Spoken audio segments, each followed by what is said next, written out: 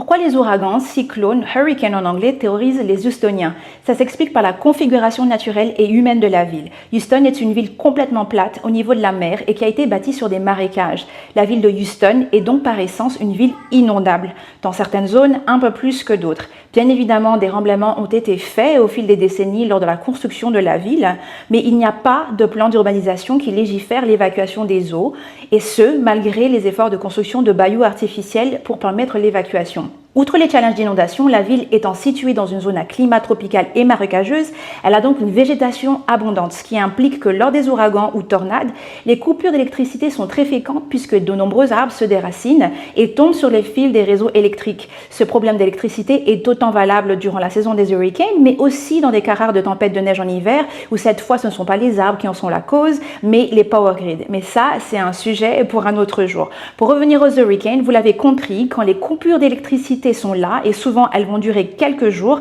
ça commence à compliquer les choses au niveau du quotidien, sans compter bien sûr les inondations potentielles. Qu'est-ce que les ouragans ou la saison des hurricanes à Houston ou au Texas en général impliquent donc pour vous au niveau de l'immobilier? Premièrement, il est fortement conseillé de prendre une assurance inondation supplémentaire à part votre habitation classique. Il faut savoir que la majorité des contrats d'assurance ne prévoient pas les inondations ici au Texas et de ce fait, il est conseillé d'en prendre une autre. Quand vous achetez une maison, bien sûr, demandez à votre agent immobilier si la maison est dans une zone inondable ou pas, mais surtout référez-vous au site officiel du gouvernement, FEMA, qui répertorie toutes les zones inondables. Troisièmement, pensez à mettre à l'arrêt vos air conditionneurs avec les coupures et les redémarrages parfois en survoltage.